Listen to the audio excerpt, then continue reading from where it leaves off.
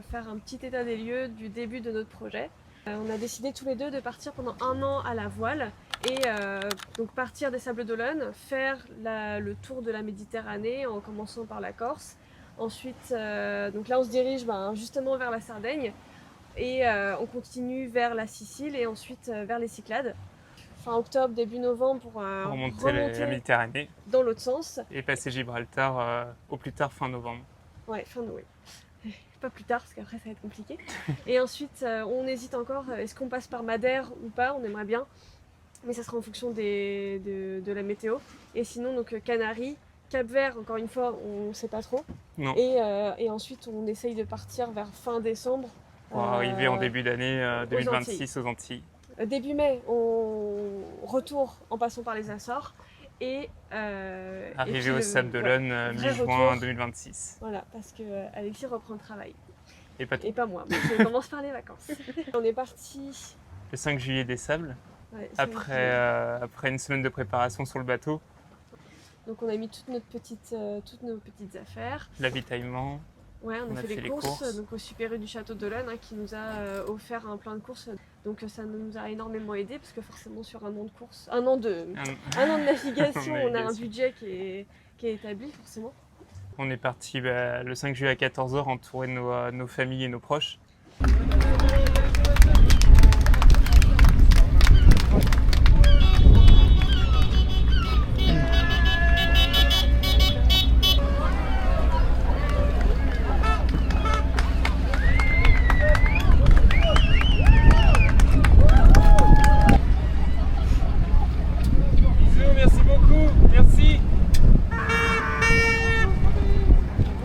Demande en mariage. Ah oui. Elle a dit oui. Faire une dinguerie. Qu'est-ce que tu vas faire? Hein? Faire une dinguerie. Qu'est-ce que tu vas faire? Casse pas tout. Hein. Ah, je sais.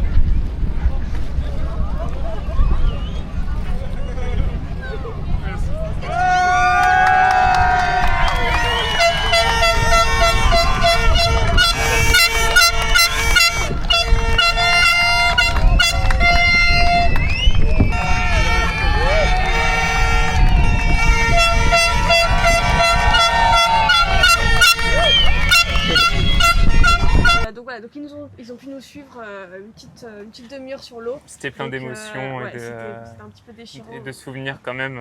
On a pu faire un vrai au revoir au moins. Donc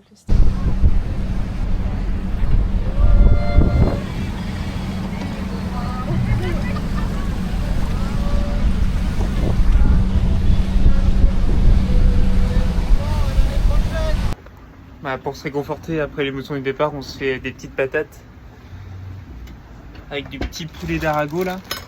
Ça va être pas mal ça. C'est vraiment chouette. Ouais. En fait, c'est passé très vite parce que quand les bateaux sont partis, nous on a commencé. En plus, on avançait bien. Hein. Je pense qu'on était à 6 nœuds 5. À 6 nœuds 5. On est vite parti quoi. Vite au revoir. Tout le monde a vite fait demi-tour parce qu'on était bien au large rapidement. Ben ouais.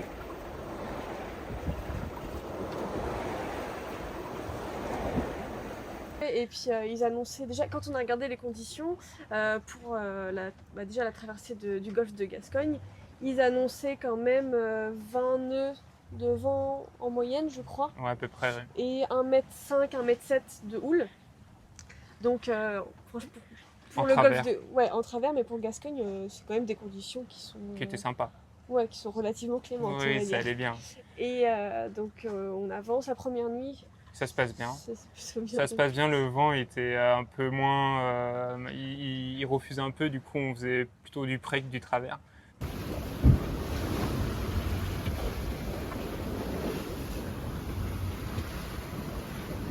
Donc on était plus serré au vent et on faisait pas exactement la route qu'on voulait au lieu d'aller en direction du Cap Finistère. On allait plutôt en direction de Rironne. Et du coup on a passé une première nuit à peu près calme où on a vu des planctons, une nuit noire quoi en fait, mais plutôt calme.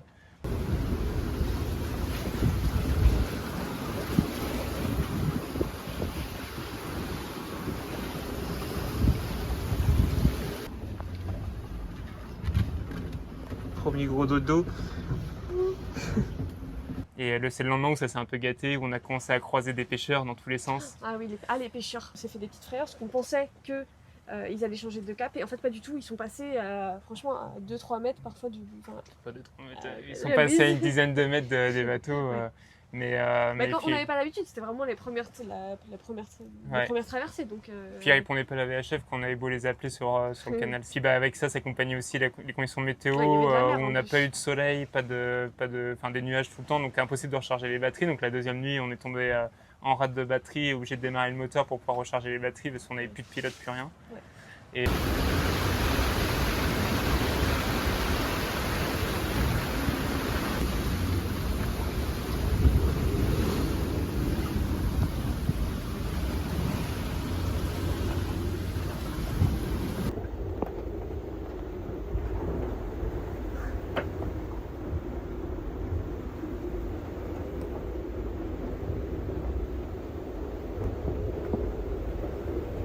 tu veux prendre une douche?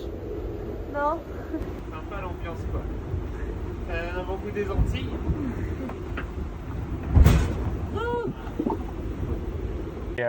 Et puis la mer qui montait, elle est montée à plus de 2 mètres, peut-être 2 mètres 50 dans les plus grosses. Let's fucking move, let's go! Get! Hold on! Et, On va dire que pour un début, c'était un peu sportif. ouais, et puis vu que c'était bien auprès, qu'on était bien penché quand même, c'est vrai que le temps de s'amariner, tout ça, c'était un peu compliqué au début. Quoi.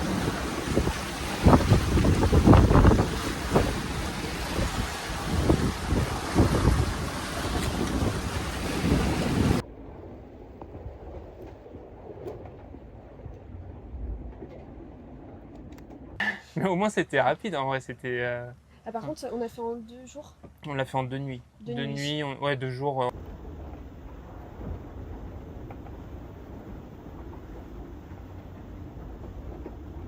On est arrivé le lendemain midi et on a décidé de faire une escale à Riron, du coup, sur la côte nord de l'Espagne. C'était plutôt sympa. Pour, On n'a pas vraiment visité, on s'est beaucoup reposé, mais... on s'arrêtait parce que du coup le vent il refusait il totalement, il venait dans notre nez pour aller passer le cap Finistère et 2 jours après, un jour après, même le lendemain, il est tourné dans le bon sens. Donc on s'est dit, on préfère s'arrêter, une on nuit. se repose plutôt qu'en fait d'aller contre les éléments, ça sert à rien. Ouais.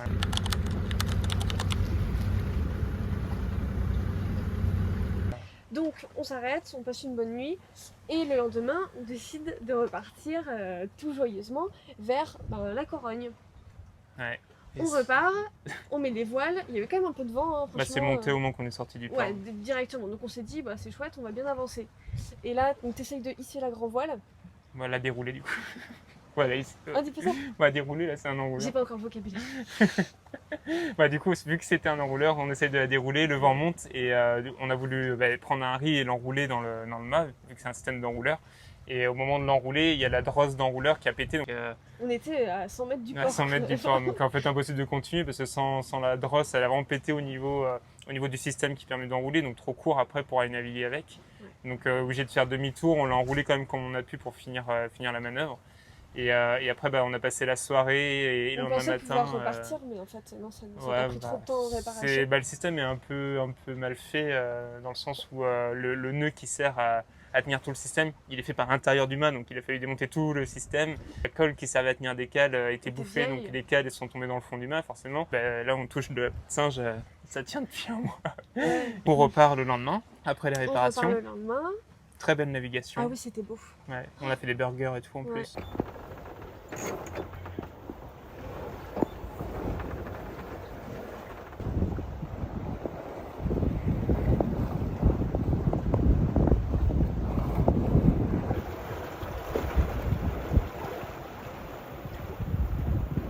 C'était vraiment chouette. Donc on a fait une belle navigation. Des moyennes à jusqu'à- 5 nœuds 5, Ouais. donc c'était tranquille. On arrive à la Corogne et vraiment au moment où on tourne pour en fait commencer à longer le Portugal, C'était le lendemain matin ça. ouais, plus de vent, Plus de vent. plus rien du tout. Alors que c'est quand même une région qui est connue pour voilà, pour Avoir, avoir beaucoup de vent. avoir du portant et descendre avoir bien du comme il portant. faut. Un peu sportif, mais au moins on aurait Ouais. descendu rapidement sous voile. Voilà, le Cap Finistère, c'est connu pour ça. Ouais, Rien. elle a rien. Rien du tout pendant 3 3-4 jours. 3 jours. 3 jours.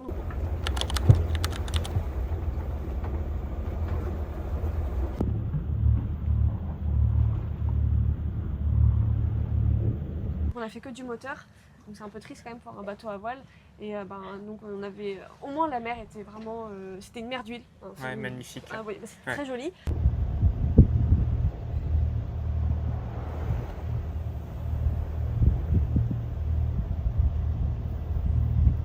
On a vu Des dauphins. beaucoup de dauphins.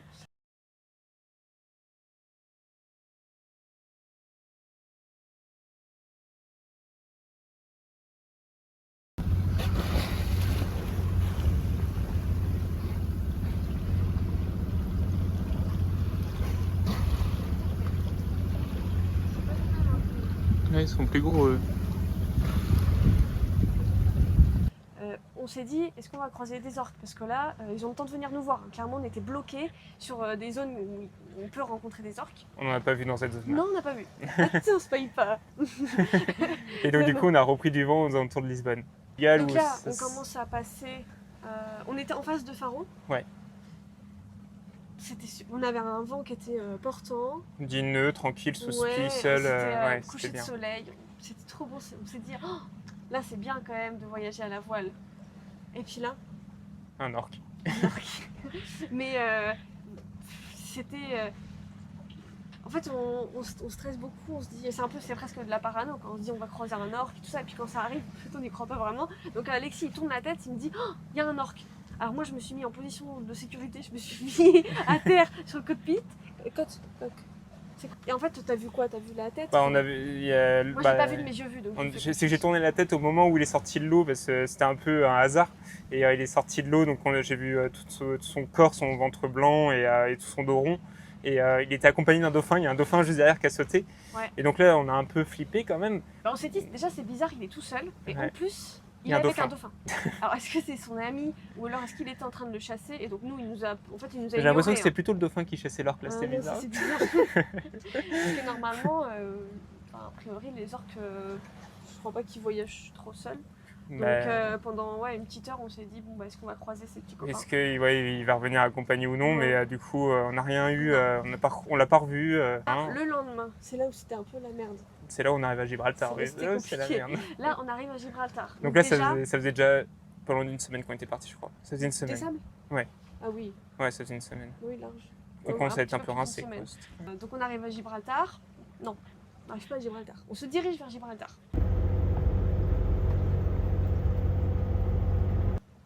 La nuit tombe tranquille. On était au moteur parce qu'il n'y avait plus de vent. Ah, toujours, oui, le vent est tombé. Ouais, le vent est tombé, donc C'est on était au vraiment- moteur. Et on décide de mettre le moteur parce qu'on commençait à croiser des cargos. Ah, Donc, il faut quand même rester donc, manœuvrable. voilà, on préfère avoir le moteur quand même. Et puis on était quand même pressé de rejoindre la Corse, donc en soi, on voulait avancer. Moi, je vais en bas. Bah, tu vas dormir, ouais. Je vais dormir. J'ai passé mon temps à dormir. On a, on a avancé au moteur à 4,95 à peu près, donc c'est vitesse croisière normale.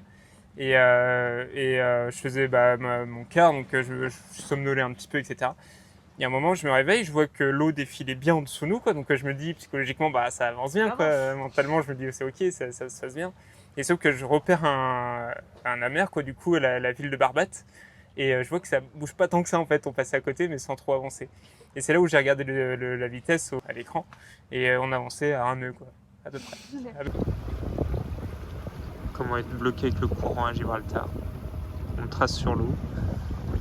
Et on n'avance pas par rapport à la côte. On s'est fait avoir.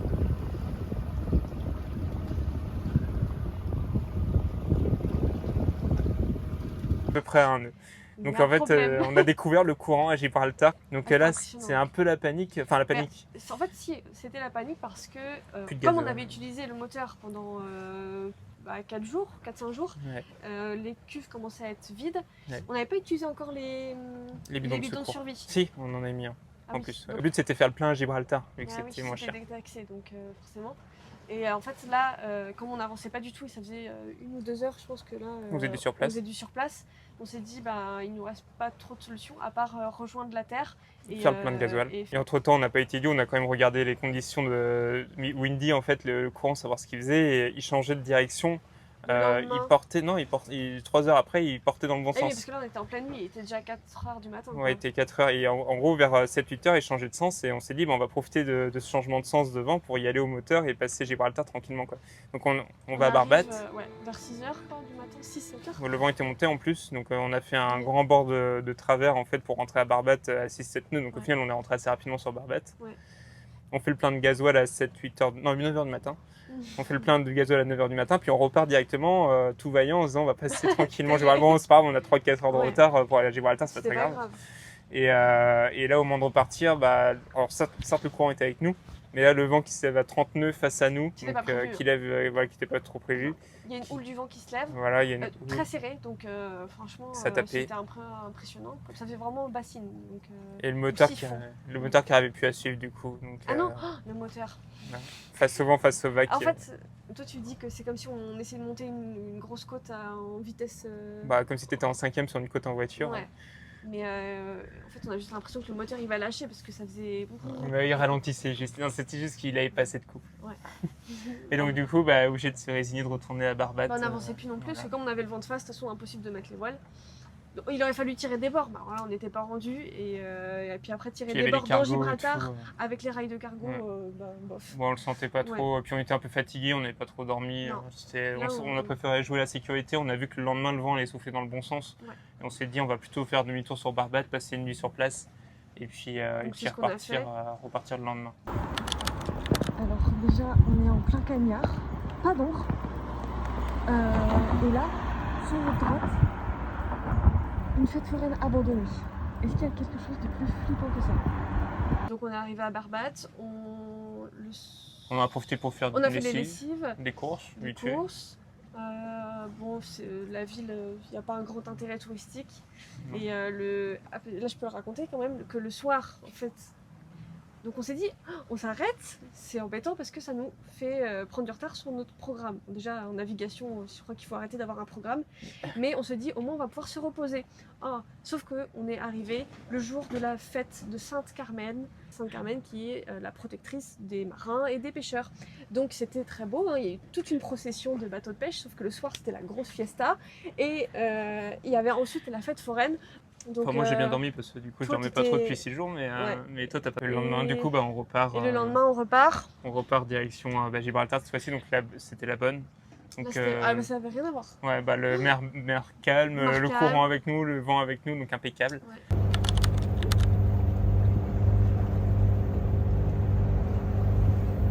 Bon, on était quand même au moteur. Ouais, là c'était un peu, l'esquive des cargos.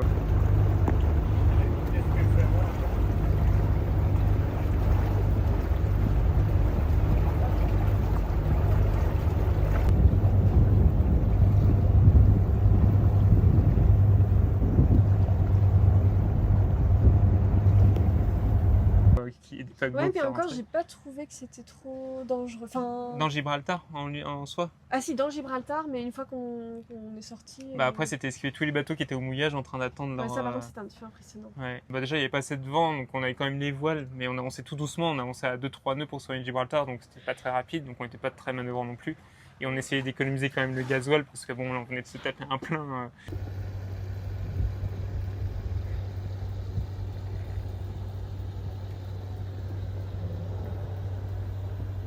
Ah oui, Pratiquement de 200 €, quoi.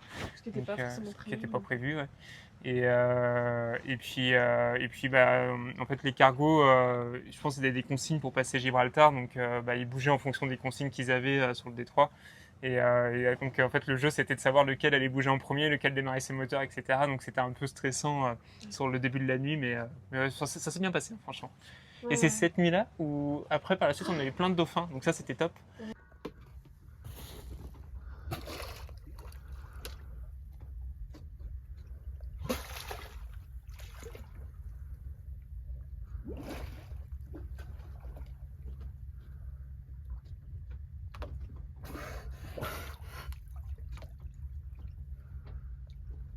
Et c'est là où on s'est fait interpeller par la Guardia Civile aussi. Ah oui.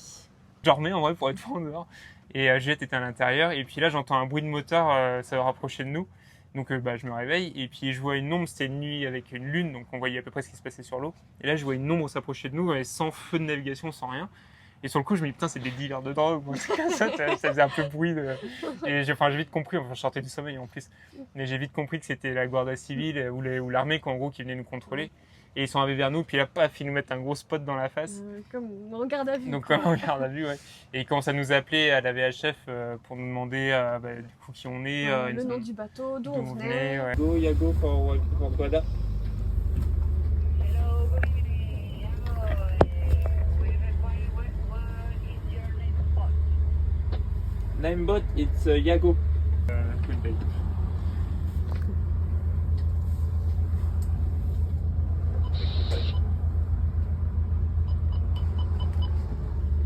Et voilà. Moi je suis sortie, j'avais le plaid sur le dos, en pyjama, mais qu'est-ce qui se passe? Ils ont dû se dire, oula.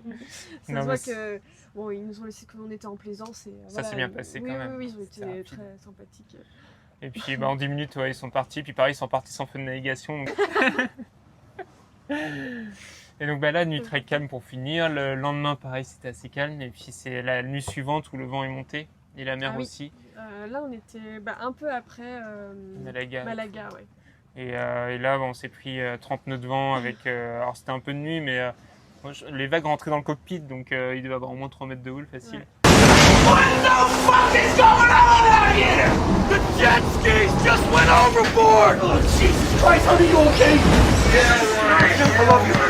The waves are 20 feet high, Bill! Bah oui, et puis Ouais. elle cassait, donc. Donc, Mais ouais. par contre, du coup, on a fait une pointe à 11 nœuds, Ouais, puis donc on a avancé bien. on a fait une moyenne à 7 nœuds, je crois, en cette nuit-là. Ouais. Donc c'est vrai que c'était pas mal pour une moyenne. Et là, on commence à regarder un peu les conditions pour arriver en Corse, parce que Ça se précisait. ça se précise. Et en fait, pas de chance encore. On voit sur Windy un mur de vent à 30 nœuds, je crois. Et puis la houle surtout. Et de la houle annoncée à 3-4 mètres. Avec le Mistral qui se levait. Et en fait, c'était le Mistral, hein, donc c'était annoncé. Et vraiment, c'était impossible de passer. Entre les Baléares et la Corse, c'était impossible de passer. On avait une fourchette de. On avait une fourchette de 3 jours quoi, Ouais, pour ouais. passer. Et là, on arrivait Sur Ibiza. sur Ibiza. Donc, Donc, on s'est dit, soit on n'a pas le temps, soit on s'arrête à Minorque. Bon, c'était pas trop le. on prendrait. Enfin, vu les conditions annoncées, du coup, on aurait pris 10 jours de retard sur la Ouais, Corse. donc, ce qu'on s'est dit, c'est on s'arrête à Minorque. Le vent soufflait pas forcément dans la bonne direction. Non, Donc, il fait face à nous. Ouais. Et puis- On arrive rapidement à Majorque, on longe Majorque et en fait là le vent refuse ouais. et ça nous empêche de nous approcher des côtes de Minorque. Donc en fait je sais pas comment on a réussi en longeant au plus près la côte à mettre un petit peu les voiles et le moteur et en fait au lieu d'aller à Mahon en fait on est allé à Citadelle et puis comme ça on a réussi aussi à faire le plein de gasoil. le plein et puis en fait après on a contourné Minorque. Et on s'est pris là un peu de houle de face et du vent. Donc Sur une demi-journée. Bon, ça a été, mais c'était juste désagréable. Et là, on commence à. On a navigué Même pendant en 2-3 jours. 3 jours, ouais. puis on commence à apercevoir les côtes de la Corse. Ouais. Là, On est arrivé dans un orage quand même la dernière nuit. Ah oui, on a eu un orage, mais Ouais. qui est passé derrière et un devant. autre devant. Donc, on Pile a eu poil de au la milieu. chance. Ouais. C'était la première fois, on s'est demandé si. Comment ça. Ouais. Comment ça l'a fait. Ouais, ça, donc nous voilà arrivés en Corse. Attends, oula, attends, on n'est pas encore arrivé. Attends. Ah bon? Bah non, mais déjà la dernière après-midi, franchement, ça soufflait bien. Hein. Puis on avait quand même pas mal de mer, moi je trouve.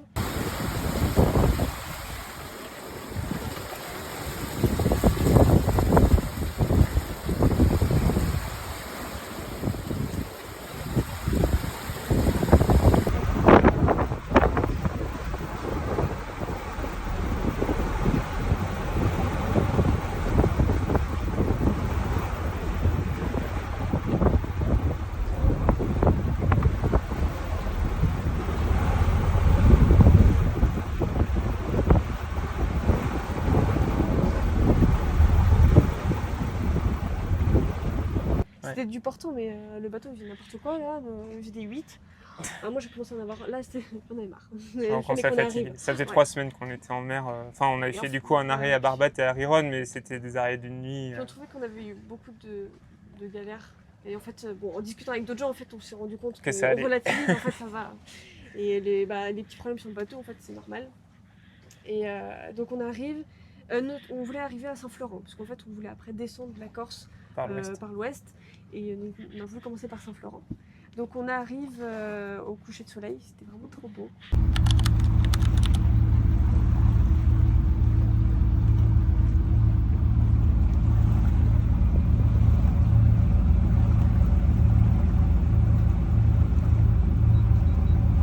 Il devait être vers 21h je pense, 20h30, 21h. Ouais, c'est ça.